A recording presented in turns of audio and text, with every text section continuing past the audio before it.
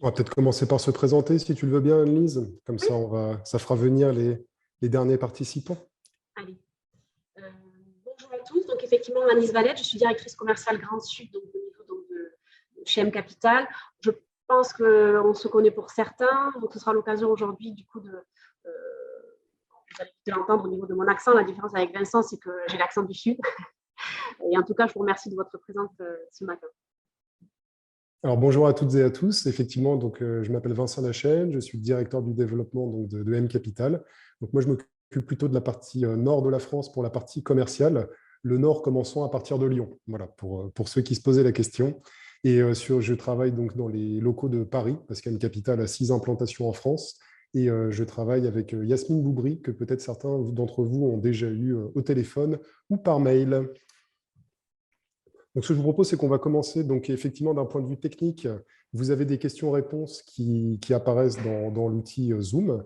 Donc, l'idée, c'est que vous puissiez vous poser vos questions. Si c'est des questions qui sont complètement en rapport avec les slides qu'on présente, on pourra y répondre en live. Et sinon, ce que je peux vous proposer pour que ce soit plus confortable pour tout le monde, c'est qu'on puisse traiter les questions dans les 15 minutes restant à la fin. Évidemment, ce webinaire sera disponible en replay si vous voulez occuper vos froides soirées d'hiver, enfin maintenant on est au printemps, et revoir toute cette présentation avec grand plaisir, ou la diffuser aussi avec certains de vos collaborateurs associés qui n'auraient pas pu participer aujourd'hui. Donc le sommaire, on reverra ensemble, hein. On va vous présenter rapidement M Capital Real Estate. Petit point marché sur l'immobilier résidentiel en France, parce que la crise ukrainienne et le contexte macroéconomique ont fait évoluer les choses. L'approche d'investissement que nous vous proposons, les caractéristiques du FPCI Imo Emploi 2, parce que le cadre aujourd'hui, effectivement, c'est de parler du 150 0 BTR et des solutions pratiques que nous proposons chez M Capital pour pouvoir satisfaire vos clients. Et enfin, des exemples de sorties qui ont été réalisés par M Capital sur ces thématiques, ces sous-jacents. Alors, petit point rapide pour M Capital Real Estate. Donc, M Capital, c'est une société de gestion indépendante agréée par l'AMF. On fête nos 20 ans cette année, donc on n'a pas tous les jours 20 ans, mais c'est le cas pour nous. Donc, on a aujourd'hui quasiment 600 millions d'euros sous gestion. On a un métier historique qui est le capital investissement PME, donc qui aujourd'hui est fait uniquement pour des institutionnels, comme la Banque européenne d'investissement, le Fonds européen d'investissement, ou des régions, comme la région Occitanie ou la région niçoise, par exemple. Et pour nos partenaires CGP et Family Offices, nous vous proposons des solutions immobilières résidentielles, donc sous différentes formes, on va y revenir. Donc, au niveau des métiers, donc, on a la structure d'asset management, évidemment, pour concevoir les véhicules qui sont agréés ou déposés auprès de l'AMF, donc pour le dédier au financement d'opérations immobilières. On a une plateforme de club deal immobilier qui s'appelle builder.fr. Donc, quand vous voyez Builder, que Christophe de Builder, c'est de chez nous, c'est M Capital. Donc, du coup, c'est du deal by deal. Donc, c'est les mêmes opérations que vous pourrez retrouver dans les fonds, mais que vous pourrez trouver unitairement sur cette plateforme. C'est un outil B2B2C dédié aux partenaires CGP et à leurs investisseurs. Nous avons aussi une structure de commercialisation avec Nelly Merly et Good Property. Donc, si vous cherchez des programmes neufs sur toute la France, avec une approche environnementale et une approche qualitative très élevée, les équipes de Good Property pourront répondre à toutes vos questions. Et enfin, M Capital est dans ses équipes est lui-même promoteur et marchand de biens avec cette structure. Donc, ce qui nous différencie aussi de beaucoup d'acteurs du marché, sachant que nous avons la capacité de réaliser nous-mêmes les opérations que nous proposons également avec nos partenaires. Alors, on vous remercie aussi avec Anne-Lise pour nos places au palmarès de gestion de fortune, parce qu'on est M Capital est deuxième société de gestion préférée des partenaires CGP pour la gestion d'actifs en immobilier, et la plateforme Builder a obtenu la 3e place. Donc, évidemment, on doit continuer à vous servir de belles performances et de beaux dossiers, et on compte sur vous pour l'année prochaine pour atteindre la 1re place. Donc voilà pour les grandes lignes de M Capital Real Estate. Donc encore une fois, le capital est totalement indépendant. Le pôle immobilier est dense parce que nous avons actuellement 25 professionnels experts et expérimentés de l'immobilier dans cette équipe qui a réalisé plus de 2000 opérations donc de construction, réhabilitation ou commercialisation d'immobilier résidentiel. Donc vous connaissez forcément Karine Allais, notre DGA préférée. Dans l'équipe, nous avons tous les corps de métier. En fait, nous avons vraiment une vision à 360 des métiers immobiliers qui passe notamment par la maîtrise d'ouvrage avec Stéphane Ferrand, qui est notre directeur général adjoint. Donc Stéphane, avant d'être chez M Capital, il a une expérience conséquente. La dernière en date étant le directeur technique France du groupe Akeris, Donc, c'est quelqu'un qui maîtrise parfaitement son sujet. Nous avons Julie, qui, pour la partie légale, c'est notre notaire préféré pour toute la partie technique, notariée des opérations. Williams et ses équipes, vous voyez, Williams aussi est passé par tous les grands groupes français de bâtiments. Donc, c'est ces aspects techniques qui vont vraiment nous permettre de sélectionner et d'affiner au mieux les dossiers. Nous avons l'équipe de financement représentée par Sondes et son équipe, parce qu'au-delà de la partie technique, chaque dossier que nous allons financer est construit sur mesure avec les partenaires promoteurs et marchands de biens d'un aspect juridique et fiscal. Le nerf de la guerre aussi va être de trouver des bons dossiers d'investissement. Donc nous avons trois, alors ils n'aiment pas qu'on les appelle commerciaux, donc c'est trois business développeurs auprès des promoteurs et des marchands de biens sur toute la France. Donc le fameux Christophe de Builder pour la partie Club Deal et Nelly dont on parlait avec Good Property pour la partie commercialisation. Donc cette équipe de 25 personnes, au-delà des équipes commerciales, va nous permettre donc d'avoir une vision complète du métier de l'immobilier résidentiel. Et pour vous donner quelques chiffres sur le métier, en fait, M Capital aujourd'hui, donc on a fêté nos 20 ans et on va bientôt fêter nos 100 opérations financées. Donc on en est aujourd'hui à 96, ce qui représente 88 millions d'euros investis. Alors on y reviendra, en fait, on finance, nous, les fonds propres des opérations, pas des promoteurs, des opérations, et on finance partiellement ou totalement. Donc 88 millions d'euros pour 2500 logements, ça serait des tout petits logements, donc ce n'est pas le cas. Ça fait plus de 900 millions d'euros de chiffre d'affaires cumulé sur nos différentes opérations pour 2550 logements financés. Encore une fois, je rappelle que chez M Capital, on propose donc des actifs immobiliers résidentiels. Et sur les 96 opérations financées, nous en avons déjà remboursé 20 avec succès. Quand on appelle succès, c'est à la fois d'un point de vue performance, parce qu'aujourd'hui, ces sorties dégagent un rendement net annuel pour les investisseurs de 9,2%. Et on appelle ça succès aussi parce que d'un point de vue durée, les opérations ont globalement duré les durées qui étaient définies au départ. Il y a eu quelques retards, bon, ça arrive évidemment toujours, notamment pour des raisons climatiques et avec le contexte Covid qui a décalé un certain nombre de projets. Au niveau géographique, on a aujourd'hui une couverture totalement nationale. Donc, ce qui va permettre à vos clients et à vous-même de pouvoir trouver des actifs de proximité et aussi de pouvoir diversifier géographiquement les investissements. Nos partenaires promoteurs, ce sont des partenaires plutôt régionaux. Si je me permettais une métaphore footballistique, ça serait plutôt la Ligue 2, on va dire, qui souhaite atteindre la Ligue 1 ou la Champions League, et par conséquent qui a besoin de multiplier ses opérations. Et dans ce cadre, pour pouvoir multiplier ces opérations, ces promoteurs ont besoin de fonds propres, forcément. Parce que même si les sociétés, les partenaires avec qui nous travaillons sont des sociétés viables qui ont une belle expérience, ce qui n'empêche qu'à un moment, le nerf de la guerre sera les fonds propres pour pouvoir multiplier les opérations. Donc, les partenaires, il y a des gens que vous connaissez, par exemple, comme le groupe Carrère, avec qui on a beaucoup travaillé au départ. On travaille aussi avec des acteurs comme Dibona Capital pour la partie plus co-living, et également des structures comme Adamia pour nos amis lyonnais, par exemple, avec un très beau programme qui a été financé récemment excusez-moi, à côté de la gare Lyon-Pardieu. Donc voilà pour nos partenaires. Donc, on diversifie à la fois la géographie de nos investissements, on diversifie aussi nos partenaires pour pouvoir proposer, notamment dans les véhicules, et ça sera le sujet du jour, le FPCI Mon Remploi 2, une forte diversification pour lisser le risque et diversifier le risque. Alors, d'un point de vue marché, donc, comme on est sur du résidentiel, vous le savez, aujourd'hui, la demande de logement est toujours en hausse, notamment avec la diminution de la taille des ménages, l'augmentation de leur nombre, notamment avec les divorces. Quand on divorce, il faut 2 logements, donc forcément, ça vient multiplier. Au-delà du phénomène purement démographique, la France est toujours en croissance, donc forcément, il faut loger tout ce petit monde. Et aujourd'hui, dans les grandes métropoles françaises, il y a une offre qui est clairement insuffisante. Alors, dans le neuf, effectivement, les mairies, c'est ce qui est indiqué, lutte contre l'étalement urbain et la pénurie de terrain.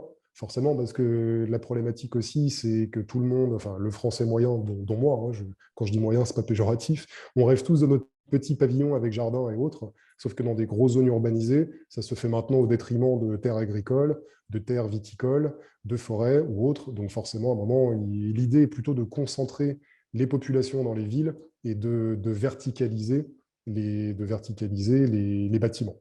Dans l'ancien, c'est pareil, on a beaucoup de freins, notamment les recours de voisinage, parce que les voisins qui ont des pavillons ne voient pas toujours d'un bon œil la construction d'un immeuble à côté de chez eux. Et puis des critères environnementaux qui sont pris en compte par les municipalités. Forcément, c'est plus d'exigences. Les opérateurs ne sont pas toujours prêts sur ces sujets-là. Alors pour information, M Capital, on forme, comme aujourd'hui, nos partenaires CGP, Family Offices et banquiers privés, mais on forme aussi nos partenaires promoteurs et marchands de biens sur ces sujets. On a par exemple organisé il y a quelques jours une thématique, un webinar sur la thématique de la RE 2020 qui va prolonger, enfin, étendre plutôt le périmètre de la RT 2012. Donc ces sujets environnementaux sont très importants. Donc on est là aussi pour accompagner nos partenaires de l'autre côté. Bon, vous le savez, il y a eu un rattrapage post-Covid et les élections municipales. Donc le stock de biens existe, mais ils sont encore très bas. Vous devez le voir sur toutes vos plateformes de programmes neufs. Et en parallèle, les taux d'intérêt, même s'il y a une légère remontée, restent extrêmement bas. Donc, même avec l'inflation, ils sont négatifs, comme on est en inflation aujourd'hui. Donc, pour les investisseurs ou les accédants qui ont la capacité de s'endetter, ça reste toujours très intéressant d'investir dans l'immobilier résidentiel. Les liquidités sont importantes, évidemment, donc les investisseurs essaient d'en profiter. Et l'immobilier résidentiel, on l'a vu notamment pendant le Covid, n'a pas pâti de la situation macroéconomique parce qu'on répond à un besoin primaire de la population et à la différence, et c'est pas la différence par exemple de l'hôtellerie ou des entrepôts ou des bureaux qui sont plus liés à l'économie court terme, le résidentiel a été moins impacté, voire pas du tout. Alors aujourd'hui, ça c'est important de le préciser, le Covid et la crise ukrainienne ont un impact sur nos métiers qui restent quand même maîtrisés, mais il faut être très, très, très vigilant sur ces sujets parce que certaines matières premières, certains matériaux ont connu une inflation tarifaire, comme le bois, le plâtre ou l'acier par exemple. La Euro 2020, on en a parlé, qui est active à partir de 2022, va augmenter sensiblement le coût de construction. Alors d'un côté, effectivement, c'est une contrainte pour les promoteurs et c'est aussi un investissement. Les prix sont plus élevés, mais ça se répercute sur les prix de vente. Et beaucoup d'acquéreurs ou d'investisseurs sont prêts à cette augmentation. Parce qu'en parallèle, il y a eu une augmentation de l'électricité et du gaz de chauffage, ce qui fait qu'un actif qui est sobre et qui est donc même des fois positif, c'est un actif sur le long terme qui sera plus rentable et plus intéressant pour les investisseurs. En parallèle des matériaux, on a aussi une augmentation du prix d'énergie. Bon, le gaz et l'électricité, et dans le bâtiment, ça a un impact parce que pour produire du ciment ou de l'aluminium, c'est très consommateur d'énergie. Donc, ce qui fait que quand le gaz ou l'électricité augmente, ça renchérit le coût du ciment et de l'aluminium. Donc, évidemment, nous, M Capital, quand on analyse un dossier, on analyse aussi toutes ces métriques, étant nous-mêmes promoteurs et marchands, et on fait des tests de sensibilité sur ces opérations. Alors aujourd'hui, dans notre stratégie d'investissement, évidemment, on renforce notre vigilance sur tous ces paramètres-là. On maintient évidemment, on souhaite que dans nos investissements, les autorisations administratives soient purgées, que le bouclage d'appel d'offres soit finalisé. On veut toujours rester prioritaire sur les marges des opérations et notre deal flow est important, même si on reste extrêmement sélectif. Pour que vous puissiez avoir une idée, en 2021, par exemple, sur 193 millions d'euros de dossiers qui ont été présentés au comité deal flow, on en a financé, entre guillemets, que 46 millions. Donc déjà, bon, au départ ici, on a un classement très vertical des opérations, parce que quand le promoteur est trop jeune, n'a pas fait de réalisation suffisamment conséquente et qu'il n'a pas de track record, on n'investit pas. Donc c'est aussi un enjeu pour nous, quand on travaille avec des CIF ou des family offices, c'est d'avoir un niveau de sélectivité très fort sur les opérations. Au niveau on a un certain nombre de paramètres qui évoluent. Les exigences bancaires pour les opérateurs, vous le savez, sont très importantes. Les fonds propres, aujourd'hui, les banques, il y a quelques années, par exemple, un promoteur avec 6% de fonds propres et un programme en VFA pré-commercialisé à 30%, il obtenait son prêt bancaire. Alors, c'est une ligne de crédit. Là, aujourd'hui, les banques demandent plutôt 8 à 10% de fonds propres. Donc, ça se stabilise. Il n'y a pas d'inflation. Les banquiers, 8 à 10%, ça suffit. Et c'est ça qu'on va financer. Des promoteurs de plus petite taille ont un peu plus de difficultés à trouver du financement. Il y a certains rallongements des délais d'accord de prêt. Donc, les due deals bancaires sont plus longues. Donc, ça renforce aussi l'intérêt de nos solutions. Et les seuils de pré-commercialisation, par contre, c'est un peu la seule bonne nouvelle, qui était à 50% il y a quelques mois, sont revenus entre 40 et 30%. En parallèle de ça, l'évolution de la nature des opérations a évolué. On fait toujours de la promotion, mais pour les raisons qu'on a évoquées en amont, notamment de permis et autres, ça peut être un peu compliqué de trouver des terrains. Donc, ça permet aussi pour des opérations de marchands d'être un peu plus présentes. Et là, dans ce cas-là, l'endettement est supérieur parce que quand on est en marchand de biens, le marchand de biens ne récupère ses capitaux et ses fonds propres qu'à la livraison. Il n'y a pas les appels de fonds en cours de route comme on l'a en VFA, quand on l'a en promotion. Donc voilà un petit peu pour l'approche marché. Donc nous, M Capital, dans cet univers-là, on a une ambition, effectivement, c'est de construire une ville plus responsable. Donc, on en a parlé notamment sur l'impact carbone des bâtiments et aussi avec la Euro 2020. Parce que l'immobilier, c'est vrai qu'il faut reconnaître que ce n'est pas forcément très, très bon pour la planète à court terme. Il faut bien qu'on se loge tous, mais l'impact carbone à la construction est conséquent. Parce que, par exemple, sur une durée, on prend une durée de 50 ans. Évidemment, nos bâtiments dureront plus longtemps, mais c'est la durée métier, on va dire. Et 1 mètre carré de bâtiment neuf, c'est 1,5 tonne de CO2. Donc, ce qui est quand même pas terrible. Il y a une partie à la construction et une partie à l'exploitation. Donc forcément, quand on a un bâtiment qui est bien conçu, qui est sobre dès le départ, c'est à la fois un actif qui sera mieux valorisé sur le long terme. Et vous le savez aussi, il y a des contraintes réglementaires qui ont évolué, notamment quand vous pourrez louer vos actifs, vous devrez avoir une note environnementale au moins de C. Donc, ce qui fait que forcément, un bâtiment bien conçu, c'est intéressant pour les investisseurs et les usagers. On vise aussi, parce que M Capital est maintenant dans une logique de société à mission, on est très engagé sur ces sujets. Donc on veut aussi qu'il y ait une certaine mixité sociale et générationnelle de nos actifs, ce qui se matérialise notamment quand on fait du co-living, et aussi l'idée de promouvoir un habitat de qualité à prix raisonné, parce que même s'il y a une inflation des tarifs, on veut quand même que les Français, notamment les classes moyennes, puissent continuer à vivre dans les grands pôles urbains et qui soient aussi près de leur lieu de travail. Donc voilà pour la première partie. Et je vais laisser Anne-Lise prendre le relais pour continuer à vous présenter notre stratégie et les solutions qu'on peut vous proposer.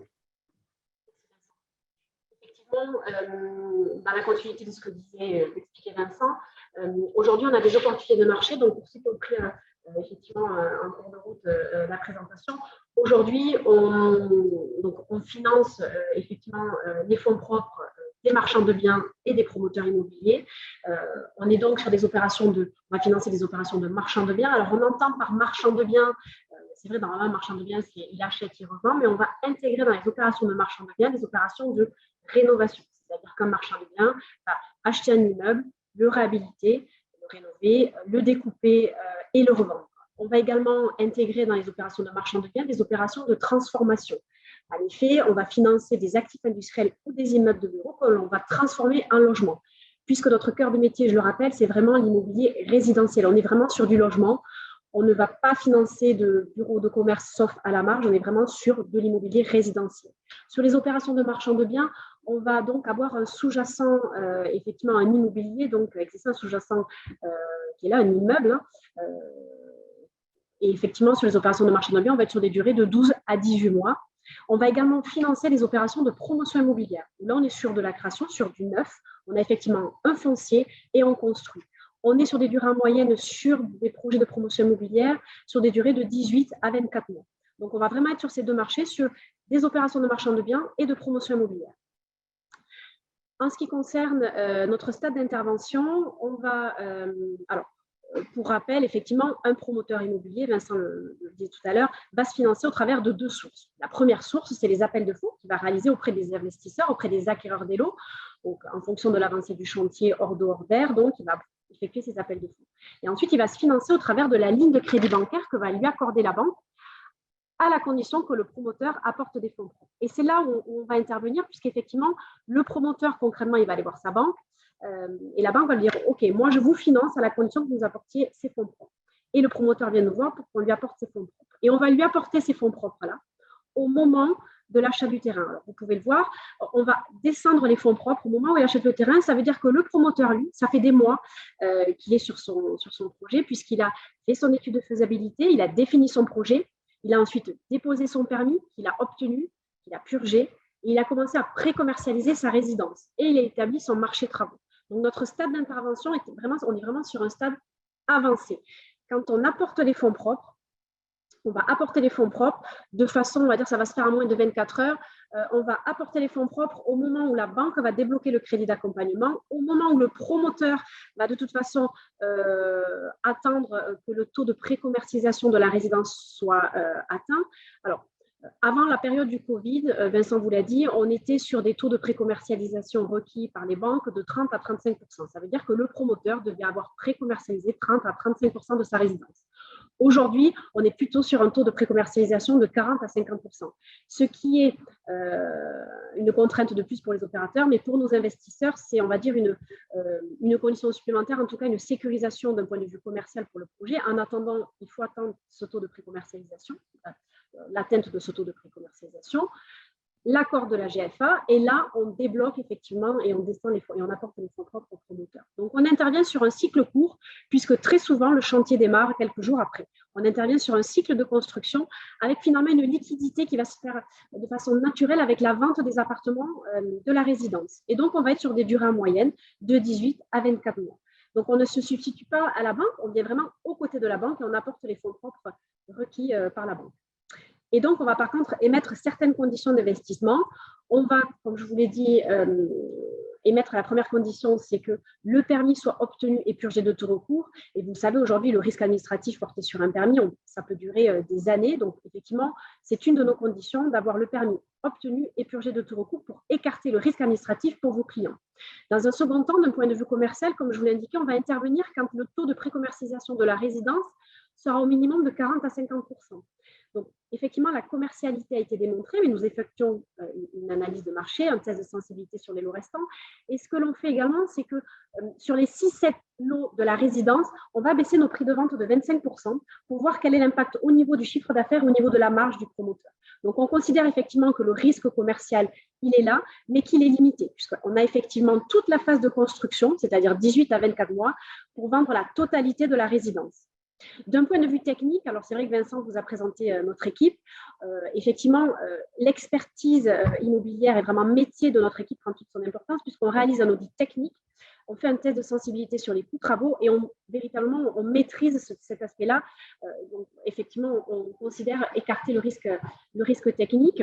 Ce que l'on fait pour chaque projet, c'est qu'on va avoir une SAS par projet. Ça veut dire quoi? Ça veut dire qu'on va, nous, chez M Capital, constituer des SAS. Donc, on a X SAS qui attendent les projets. Vos investisseurs, vous, vont apporter finalement les fonds propres au sein de cette SAS et on va donc apporter les fonds propres de la SS, on va les apporter en compte courant dans la SCCV, la société de construction-vente du promoteur. C'est juste une société qui, d'un point de vue juridique, va permettre de payer les factures de chantier, d'encaisser les actes de vente. Et donc, on va flécher vraiment les fonds propres dans une SAS. SAS est dédiée sur un projet qu'on a étudié. Pourquoi on fait ça? Pour justement limiter le risque, parce qu'on pourrait très bien apporter le million d'euros, par exemple, si le besoin est d'un million d'euros de fonds propres, directement dans la holding du promoteur, sauf que si on faisait ça, le promoteur peut avoir 10-15 projets en même temps. Là, ça nous permet vraiment de flécher les fonds propres sur un seul projet.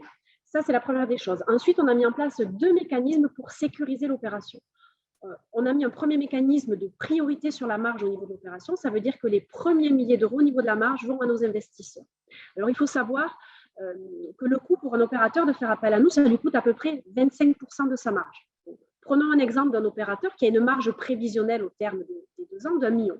On sait que le coût, faire appel à nous, ça va lui coûter 25%, soit 250 000 euros. Donc, on sait que les premiers 250 000 euros, ça va être finalement pour payer les intérêts de nos investisseurs et les honoraires de structuration de M Capital. Donc, avec cette priorité sur la marge au niveau de l'opération, finalement, on sécurise l'opération, puisque vous l'avez compris, même si au terme des 2 ans, on n'a pas 1 million de marge, mais on n'a que 700 000 euros de marge, finalement, les 300 000 euros de perte de marge, c'est le promoteur qui l'a subi, mais pas nos investisseurs. Donc ça, c'est la première étape de sécurisation au niveau du projet. Cette priorité sur la marge. Les premiers milliers d'euros vont à nos investisseurs. Ensuite, on s'est dit, on ne sait jamais, si jamais on a une difficulté au niveau de la marge, dans mon exemple, si donc on n'arrive pas à avoir une marge au moins de 250 000 euros, on a 100 000 euros. On a mis en place un second mécanisme que l'on appelle la garantie autonome à première demande. Cette garantie-là, c'est une garantie en fait que nous donne l'opérateur en amont lorsqu'on a protocolé avec lui au départ, avant d'effectuer la levée de fonds. Il nous a donné en garantie, justement, on a signé avec lui une convention dite de GAPD, de garantie autonome à première demande, qui nous permet de pouvoir aller chercher auprès du promoteur, finalement, les 150 000 euros manquants que l'on n'aurait pas au travers de la marge. Ça veut dire concrètement, si le projet fait défaut et que la marge n'est pas suffisante pour payer les intérêts à nos investisseurs, on actionne la GAPD et on va chercher le promoteur et on va le contraindre au paiement des intérêts manquants. Ça veut dire qu'il se substitue à la SCCV. Si je continue mon raisonnement un petit peu plus loin, ça veut dire que mon risque théorique, mais risque quand même, c'est que si le projet fait défaut, on va chercher le promoteur. Si le promoteur, de façon simultanée, fait faillite, c'est là où on a notre risque de perte en capital total, si on est sur un seul projet. Ce qui n'est pas le cas aujourd'hui, puisqu'on va parler de notre fonds, où vous allez être justement sur un fonds diversifié. En tout cas, pour vous expliquer le mécanisme. Pour autant, on pourrait imaginer que le promoteur fasse faillite, on reprend la main sur le projet, puisqu'on a la capacité, on a protocolé pour reprendre la main sur le projet, sortir la marge et payer les intérêts à nos investisseurs. Inversement, le projet fait défaut, on va chercher le promoteur si le promoteur ne fait pas faillite. Notre risque, c'est quand les deux font défaut de façon simultanée, quand on est sur un seul projet. Voilà. Donc, c'était important que vous compreniez nos conditions d'investissement. On y reviendra si vous avez des questions, effectivement, en fin de présentation. Donc, effectivement, aujourd'hui, on va parler de notre fonds éligible à l'article 150.0 BTR, notre FPCI IMO Remploi. Alors, on est sur le second millésime de la gamme IMO Remploi, que l'on a lancé au mois de mars. Donc, l'idée du fonds, c'est d'investir et de détenir un portefeuille d'opérations de promotion immobilière et de marchand de biens, avec les critères que je viens de vous détailler, avec le stade d'intervention et les conditions d'investissement que je viens de vous décrire. On va ici aller chercher un rendement et un objectif cible de 7% par an, net de tout frais pour l'investisseur. Nous sommes sur une durée de 6 ans, prorogeable 1 an, ce qui nous permet de réaliser 2 à 3 cycles. Rappelez-vous, on a des cycles qui durent en moyenne 24 mois. Donc, selon nos investissements, on va pouvoir faire 2, voire 3 cycles. C'est-à-dire que le fonds va investir dans des SAS qui vont durer en moyenne 2 ans. À l'issue de ces 2 ans, ces SAS vont rembourser au sein du fonds et le fonds va réinvestir. Et donc, ça, il va le faire 3 fois jusqu'au terme du fonds, jusqu'aux 6 ans, maximum 7 ans du fonds. Alors, notre FPCI IMO Remploi 2 a été lancé au mois de mars. On a une phase de commercialisation jusqu'à la fin d'année, jusqu'à fin octobre 2022. Alors, le fonds, l'idée du fonds, c'est que le fonds soit éligible à l'article 150.0 BTR. Pour cela, il faut qu'il y ait au moins 75% d'actions. Donc, on est sur un fonds majoritairement en actions. On a un ticket minimum ici qui est de 100 000 euros. On est sur une durée, je vous l'ai dit, de 6 ans, maximum 7 ans. Les personnes, alors effectivement, les personnes, c'est essentiellement des personnes morales pour pouvoir répondre à la problématique du réemploi. On va aller chercher ici un objectif de rendement, je vous l'ai dit, net de frais de 7% par an. Quand on a fait tourner notre modèle, au départ, on est parti du principe, donc on avait des frais de gestion de 3%, on est parti du principe qu'on allait avoir des droits d'entrée de 2,5% et surtout qu'on allait avoir une période d'inertie de 9 mois. Ce qui coûte cher au niveau du fonds, c'est l'inertie, c'est le fait de ne pas investir immédiatement. C'est pour ça qu'on a aussi un default conséquent pour que le fonds puisse investir au fil de l'eau et rapidement pour aller chercher un rendement le plus élevé. Aujourd'hui, au niveau de la rémunération, donc là, c'est une convention entre M Capital et votre cabinet et on vous rétrocède les droits d'entrée en totalité. C'est à votre main, entre 0 à 5%, on vous rétrocède en totalité. Et ensuite, vous êtes également rémunéré sur encours, puisque vous avez 1% d'encours. Et le client a 3% de frais de gestion par an. Donc, au niveau de la fiscalité, effectivement, c'est un fonds éligible à l'article 150.0 BTR. En sortie, on est sur une imposition à l'IS en sortie. L'avantage, c'est que vous avez accès à notre espace extranet avec la possibilité de souscrire en ligne directement avec la mise en place d'un prélèvement et d'un virement. Et c'est un fonds, effectivement, on est sur le deuxième fonds de la gamme FPCI IMO Remploi 2. On a lancé le FPCI IMO Remploi 1 l'année dernière. Pareil, sur la même période, on était sur la période de février à octobre. Le fonds, vous voyez, a été investi aujourd'hui sur le premier tour avec 29 opérations. Il a été investi en totalité. Et c'est vraiment important. Voilà, on a investi en totalité 3 mois après la fin de la période de collecte. Sur les 29 opérations, vous voyez, on a une répartition de 12 opérations de promotion immobilière et 12 opérations de marchand de biens et 5 de co-living, d'opérations de co-living.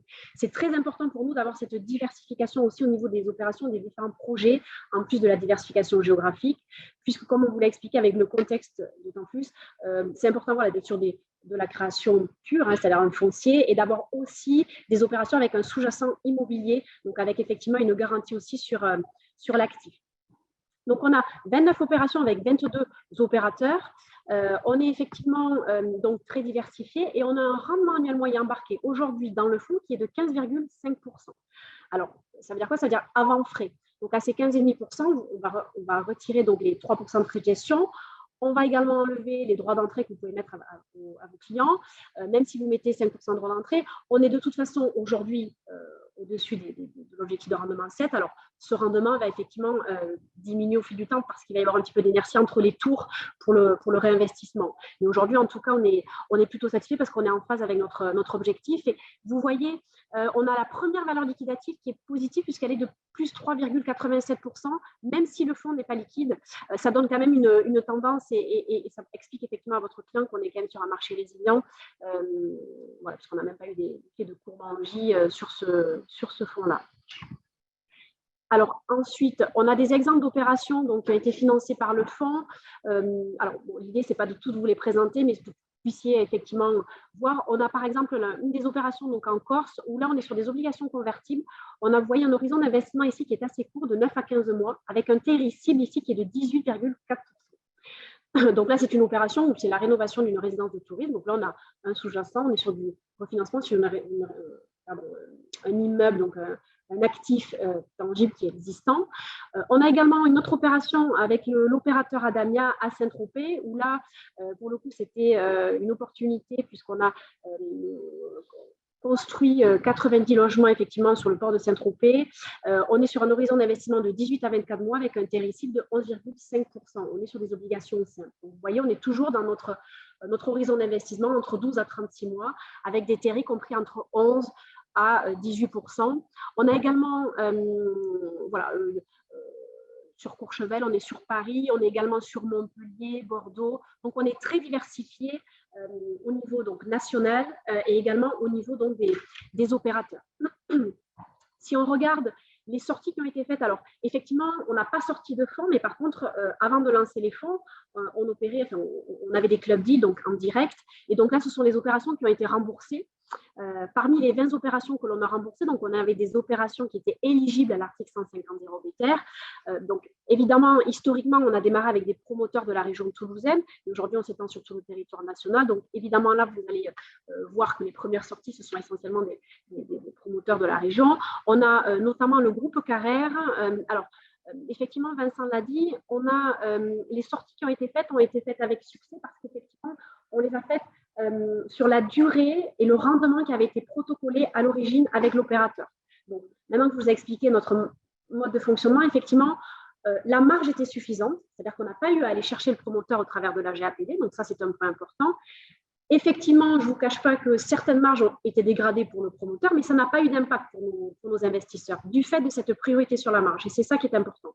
Aujourd'hui, ces 20 opérations ont été remboursées avec succès. Ce que l'on fait sur chaque deal, c'est que tous les 3-4 mois, évidemment, nos équipes restent en lien avec l'opérateur et on s'assure que la commercialisation avance correctement et que l'on est bien en phase au niveau du marché travaux et qu'il n'y a pas de surcoût ou de coûts de construction trop élevés, trop d'aléas.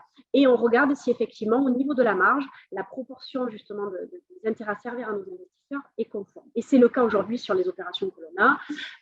Et donc, c'est les exemples d'opérations qui ont été remboursées effectivement sur le 150 BTR, puisque avant le fonds, on le faisait effectivement en direct. Donc là, le client investissait directement dans la SAS sur une durée, donc évidemment liée au projet, donc durée plus courte, puisque vous voyez, c'est entre 15 à 50 mois.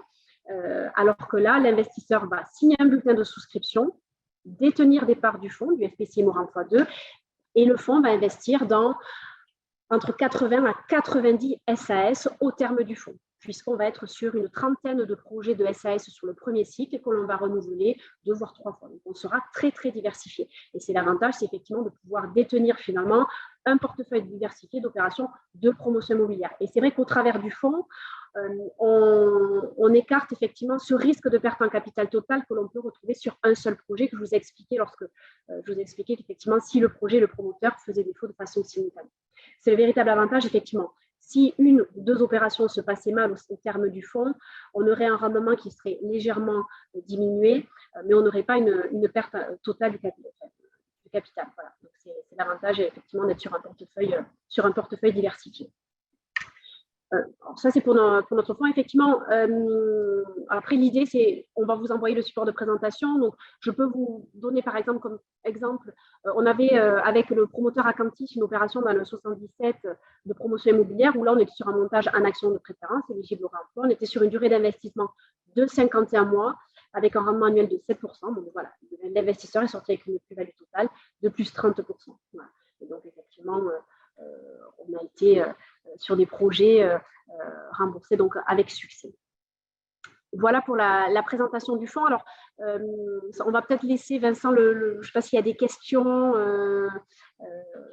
Je vois qu'il y a une question déjà qui a été posée, qu'on va peut-être lire. J'ai une question au sujet du 150 OBTR. Est-ce que vous savez comment se passe la déclaration de l'option pour le dispositif 150 OBTR qui doit alors être mise en œuvre sous 2 ans via le renvoi des fonds? Y a-t-il une case à cocher, une déclaration spécifique à faire auprès de l'administration fiscale, des modalités ou délais particuliers à respecter? Alors, moi, concrètement, je n'ai pas la réponse à vous apporter là tout de suite. Après, on travaille avec des cabinets d'avocats qui sont en mesure, effectivement, de vous répondre. Je ne sais pas si, Vincent, toi, tu as la réponse ou si tu as eu le cas déjà autour de toi. Non, spécifiquement, là, j'ai pas, on est dans le détail de la déclaration. Donc, ce que je vous propose, effectivement, c'est qu'on vous enverra la réponse de notre service juridique. Et pour information, d'ailleurs, on fait régulièrement des formations validantes, d'ailleurs, 5 heures loi Allure sur la thématique du 150 0BTR spécifiquement. Et on a un replay, si ça vous intéresse, de la dernière. Et la prochaine aura lieu dans quelques mois. Donc, ça valide 5 heures en tout, spécifiquement sur le sujet du 150 0BTR. Nous, en fait, effectivement, le 150 0BTR, si on reprend un petit peu globalement ce dispositif, c'est un dispositif qui a été construit pour des chefs d'entreprise ou des actionnaires qui, au terme, apportent leur titre et souhaitent valoriser leur activité. Donc, par exemple, imaginons un chef d'entreprise qui réalise 1 million d'euros de plus-value. Ce million de plus-value, si on ne fait pas, parce qu'après il y a des abattements pour durée de détention et certaines exceptions, globalement, il paierait la flat tax. Donc, simplifions le sujet. Donc, sur 1 million de plus-value, il va payer tout de suite 300 000 euros d'impôts. Donc, après, évidemment, il fait ce qu'il veut des 700 000 euros restants. Et le dispositif du 150 0BTR a été mis en place par le législateur et par le politique pour que justement des chefs d'entreprise qui récupèrent le fruit de leur travail puissent maintenir leurs capitaux en France et réinvestir dans l'outil productif français. Donc, l'idée est très simple, c'est qu'aujourd'hui, maintenant, vous devez réinvestir 60% des fruits de la cession. Donc, en fait, vous apportez vos titres à la holding. La holding, après, doit faire des investissements éligibles. Et jusqu'à il y a très peu de temps, en fait, les investissements éligibles étaient des investissements directs dans des PME. Donc, il y avait quand même une concentration du risque qui était très forte. Et vous le savez, hein, je ne vais pas vous l'apprendre, quand vos chefs d'entreprise ont passé des années à construire leur projet entrepreneurial, à prendre beaucoup de risques et qu'ils vendent enfin leur outil de travail ou leurs actions, ils ont envie dans un certain nombre de cas. Alors évidemment, il y a des passionnés de l'entrepreneuriat et qui vont vouloir réinvestir dans une logique un peu plus business angel. Donc très bien, là l'investissement direct est une très bonne solution. Et d'ailleurs, petite parenthèse, on propose aussi des opérations en direct sur la plateforme Builder qui sont potentiellement éligibles au 150 0BTR. Toutes ne le sont pas, mais certaines opérations le sont. Et d'ailleurs, certains que je vois dans les participants ont déjà utilisé l'outil. Mais après, le législateur s'est quand même rendu compte aussi qu'une demande forte des investisseurs du 150 0BTR voulait des formules mieux diversifiées pour écraser le risque. Donc, les fonds ont été mis en place il y a très peu de temps. Et c'est pour ça qu'M Capital vous propose aujourd'hui des véhicules mutualisés comme le FPCI. Alors, l'idée, c'est qu'en fait, votre client doit réinvestir au moins 60% de sa plus-value, donc dans des actifs éligibles. Donc, ça peut être des PME en direct, ça peut être des fonds. Donc, ça permet il doit faire au moins immobiliser les capitaux. Il a 2 ans pour faire les investissements, et après, les investissements doivent être faits au moins pendant 12 mois. Et tant qu'il ne ressort pas, tant qu'il réinvestit dans des actifs éligibles, en fait, l'imposition n'est pas faite. Donc, toute la stratégie, pour résumer, en fait, du 150 0BTR, c'est que vous, en tant que conseiller en gestion de patrimoine, vous ayez un outil à proposer à vos clients le plus en amont possible. Parce que, en fait, ce qui serait dommage, c'est que souvent, les clients, vous les suivez à titre personnel et vous les suivez en tant qu'entreprise. Et au moment où ils vont récolter les fruits de leur travail et vous, les fruits de votre conseil, là, au moment de la session, vous allez être en compétition, entre guillemets, avec l'expert comptable, l'avocat fiscaliste et les banques d'affaires. Donc, l'idée pour nous, c'est de vous proposer donc, de la formation en amont, des outils en aval, comme le FPCI, pour que vous gardiez la main sur l'accompagnement du client et que vous restiez le plus possible le chef d'orchestre au moment de la session. Donc, l'idée pour nous, effectivement, donc là, il y a le produit à proprement parler qui est une réponse à la problématique du 150 0BTR, mais c'est pour ça que je me permets d'insister un peu sur l'aspect formation au 150 0BTR, parce que quand vous voyez vos chefs d'entreprise, vous avez des outils chez M Capital en trésorerie d'entreprise avec des deals sur Builder ou le FCPR, par exemple, qui sont un peu plus adaptés, donc, mais aussi sur d'anticiper la discussion sur le 150 0BTR. Et l'intérêt pour vous, donc, c'est de garder la main et la relation avec le client. Et accessoirement, quand il doit investir 60% dans des actifs éligibles, comme le FPCI Mon Emploi numéro 2, vous avez aussi la possibilité de garder la gestion des 30%, des 40% restants. Alors évidemment, le chef d'entreprise va peut-être vouloir garder une partie bon, voilà, pour s'acheter une nouvelle voiture, un tour du monde ou je ne sais quoi. Mais quand c'est des gros tickets, il y a aussi une partie que vous pouvez utiliser en gestion de patrimoine classique. Donc l'idée pour nous, dans le cadre du FPCI, c'est de vous proposer un actif, enfin un fonds avec des actifs tangibles sur le résidentiel, qui est quand même ce qui est de plus prévisible et de moins risqué dans l'univers immobilier, avec, comme l'expliquait très bien Anne-Lise, une très forte diversification. Donc c'est un outil qui est adapté pour des... En tout cas, cette poche-là, on sait très bien que vous ne ferez pas que du remploi avec nous sur le FPCI. On ne vous le demande pas d'ailleurs, hein, il faut bien diversifier les solutions. Mais en tout cas, la proposition que l'on a pour vous et vos investisseurs, c'est un actif bien diversifié, tangible, facilement identifiable, avec des métriques de prix aussi que vos investisseurs comprennent parfaitement et vous aussi, parce que l'immobilier résidentiel, bah voilà, vous avez des outils comme Se Loger, Meilleurs Agents, les chambres de notaire, qui vous permettent d'avoir un prix réel très proche de la réalité. On n'est pas sur des bureaux, des entrepôts ou des actifs PME, où la valorisation de l'actif peut être un peu plus complexe à appréhender pour les investisseurs. Alors, j'ai une question auquel on peut répondre tout de suite, c'est la question est quid si le client veut sortir avant les 7 ans, avec les PGE débloqués aux entreprises, il y a beaucoup de trésors à optimiser. Le justif de l'origine des fonds, c'est quoi? D'accord, alors là, c'est deux questions très différentes. Juste, effectivement, c'est une bonne question. En tout cas, on n'a pas de liquidité effectivement sur le fonds, donc le client ne peut pas sortir avant la durée des 7 ans, enfin des 6 en tout cas, entre 6 et 7 ans. Et j'en rebondis juste, et après je te laisse la main. Ah non, mais vas-y, je t'en prie, interviens, au contraire. Oui. Les 7%, effectivement, c'est versé in fine. On n'a pas de coupon, pas de distribution annuelle. C'est-à-dire que les 7% vont être versés à partir de la entre la 6e et la 7e année. Ils seront reversés dès que on ne pourra plus réinvestir. C'est-à-dire que dès les premiers investissements du 3e cycle seront faits au sein du fonds, on remboursera les clients au fil de l'eau en fonction des remboursements de chaque projet. Voilà, c'est juste ce que je voulais indiquer. Effectivement, je ne comprends pas la question. Je ne sais pas si Vincent, Alors, la trésor à optimiser, effectivement, alors là, clairement, FPCI Mon Emploi 2 n'est pas un outil adapté à la trésorerie d'entreprise, pas du tout. Là, on est vraiment sur un outil dédié au remploi. D'ailleurs, dans notre gamme, on a le FCPR Select Promotion 3 qui n'est pas éligible au 150 0 BTR, par contre, qui est plus dans une logique obligataire et qui a une durée plus courte, de 4-5 ans. Donc, si c'est de la diversification pure, le FCPR sera plus adapté.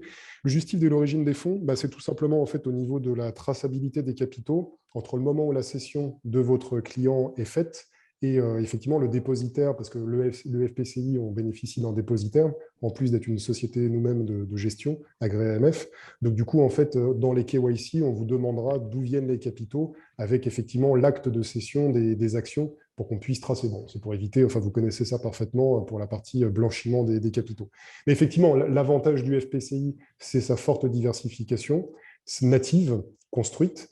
Après, si vous avez des besoins de plus courte durée, effectivement, à ce moment-là, Builder, pour les deals éligibles au 150 0 BTR, est mieux adapté. Par contre, en termes de diversification, même si vous êtes sur toutes les opérations qu'on vous proposera en 150 0 BTR en direct, vous ne pourrez jamais avoir le niveau de diversification qu'on propose dans le cadre du FCPR. Donc les deux outils existent, hein. C'est pas forcément, c'est pour le même besoin, mais c'est pas forcément pour les mêmes clients. Après, vous pouvez très bien panacher les deux d'ailleurs. Vous pouvez faire des deals en builder et le FPCI. Le FPCI, disons que c'est... Alors, petite précision, effectivement, mais Anne-Lise l'a rappelé tout à l'heure, c'est que la durée de collecte est très courte sur le FPCI, parce que vous le savez, en fait, on est obligé de respecter 5 années fiscales pour que la solution soit éligible. Et donc, en fait, entre le premier investisseur et le dernier investisseur, on met que 6 mois de collecte. Donc, de toute façon, rassurez-vous, si éventuellement votre client ne rentre pas dans la fenêtre du mois d'octobre, on proposera par la suite un FPCI Mon Emploi numéro 3 si vous avez des clients qui veulent se positionner, je ne sais pas, en novembre ou en décembre 2022. On a une question, quelle est la différence entre le FCPR Select Promotion et FPCI Mon Emploi? C'est une bonne question. Donc le FCPR Select Promotion 3, c'est notre fonds. On a exactement le même sous-jacent, c'est-à-dire qu'on va également financer les opérations de promotion immobilière et de marchand de biens, sauf que sur notre FCPR, on est majoritairement en obligation. On va aller chercher un objectif de rendement de 7%. On va avoir exactement les mêmes critères, les mêmes conditions d'investissement, le sous-jacent et les mêmes stratégies d'investissement, sauf que pour le FCPR, finalement, c'est à partir de 5 000 €. éligible personne physique, personne morale. On va aller chercher un rendement de 7% par an, pareil, vers Syncliné, et on sera sur une durée plus courte de 4 ans, maximum 5 ans. Sur notre FCPR, on fait 2 cycles successifs, 2 tours successifs. Contrairement au FPCI Mort Emploi, où là, c'est vraiment un fonds dédié éligible à l'article 150 0 BTR, ticket minimum 100 000, essentiellement en action, et durée 6 ans, maximum 7 ans. Voilà. Donc, si vous n'avez pas de problématique de remploi, il vous faut le FCPR. Si vous avez une problématique de remploi, il vous faut le FPCI. Voilà, c'est à peu près ça.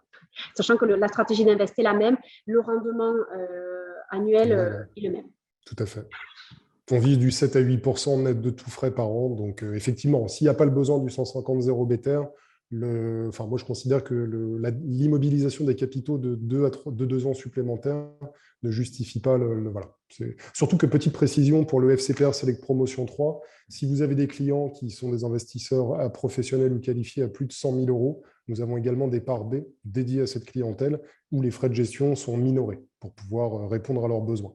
Donc, il n'y a pas, voilà, l'intérêt du FCPR est un outil de diversification, trésorerie d'entreprise moyen terme. FPCI Mon Remploi 2, lui, c'est vraiment pour le remploi de plus-value de cession. Il y a des grosses demandes sur ces sujets-là. Donc, c'est aussi un outil de conquête, l'outil FPCI. Ça vous permet aussi de vous positionner avec quelque chose de très différenciant par rapport aux banques d'affaires ou aux banques privées. Après, si vous souhaitez un peu plus d'informations sur la FCPR, c'est la promotion 3. Je sais pas, Vincent, tu peux peut-être mettre nos coordonnées. Bien sûr, oui, tout à fait. Alors, de toute façon, vous aurez accès à ce replay. Pour qu'on puisse effectivement prendre contact pour vous présenter plus en détail notre offre, effectivement sur notre fonds et sur les clubs d'immobilier en direct via notre plateforme. Je t'entends plus très bien, Annelise, là. Je ne sais pas si c'est moi ou... Donc là, vous avez l'équipe qui s'occupe de vous, qui vous bichonne au quotidien. Donc, vous avez donc Annelise, qui est directrice commerciale Grand Sud, on en a parlé. Les équipes administratives qui sont en tête de liste avec Kera s'occupent de vous pour toute la partie administrative. Pour information, évidemment, on a un espace intranet dédié aux partenaires CGPI et leurs investisseurs et vos investisseurs, dans laquelle vous retrouvez les souscriptions en ligne, les reportings des fonds, parce que ça aussi, on met une grosse qualité pour que vous ayez un suivi et une traçabilité des investissements en permanence. La valeur liquidative du fonds est tous les 6 mois, donc vous avez une valeur liquidative semestrielle sur le FPCI. Et sur la partie nord de la France, avec Yasmine et moi-même, on aura le plaisir de vous accueillir. Bon, c'est bien moi, même si j'ai la barbe aujourd'hui, je vous rassure, je suis la même personne. Et vous avez Christophe aussi pour la plateforme Builder. Et évidemment, Annelise et Yasmine et moi-même, on est à votre disposition pour vous éclairer sur des sujets commerciaux et éventuellement aussi organiser, pour ceux qui le souhaitent, des événements un peu plus dédiés sur ces sujets. Ah, il y a des questions apparemment. C'est pour le replay. Le replay, oui, tout à fait. On vous enverra un replay du webinaire, comme ça vous aurez la visibilité complète de ce qu'on a dit. Ah Annelise, tu as déjà répondu, excuse-moi. Tu es parfaite. En tout cas, merci à vous. Si vous n'avez pas d'autres questions, j'espère que c'était clair. On reste évidemment à votre... parfait. On reste à votre disposition.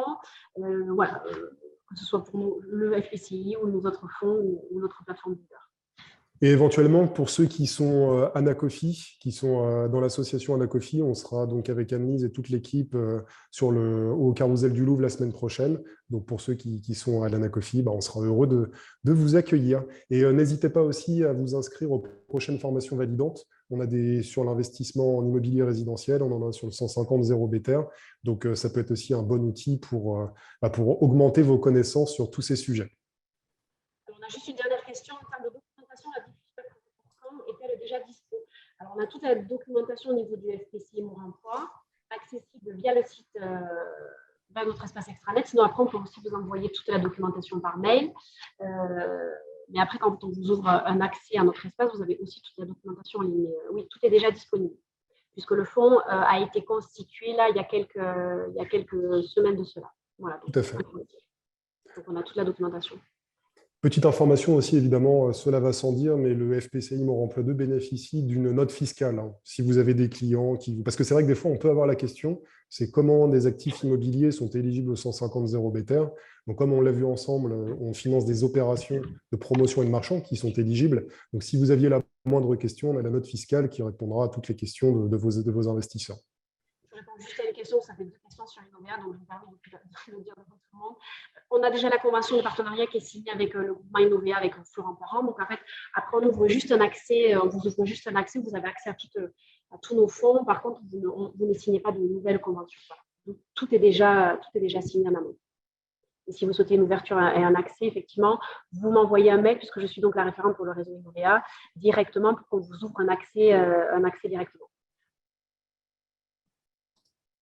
Eh bien, écoutez, si vous n'avez plus de questions, en tout cas, on vous remercie beaucoup pour votre participation. Si vous avez des questions, n'hésitez pas à nous les poser directement du coup, par mail. Donc, pour nos amis du Sud, Anne-Lise, et pour la partie Nord, Yasmine et moi-même, on se fera un plaisir de répondre à vos questions.